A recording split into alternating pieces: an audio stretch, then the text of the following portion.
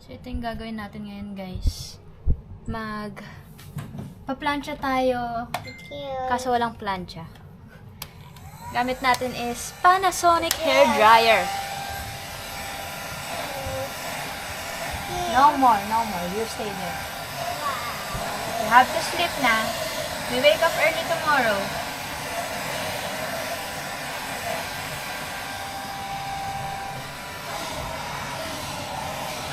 So, di ba binasa ko muna tong damit ko and then pinigaan ko at pinagpag. At ngayon, kini-hair dryer ko na siya. Hair blower para umunat.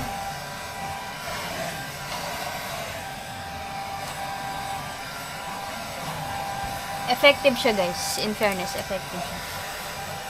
Umunat yung yung damit. Kahit paano nawala yung gusot. Pero syempre iba pa rin yung plancha, no? Pero wala eh. Walang plancha eh. Kaya gawan na lang natin ng paraan.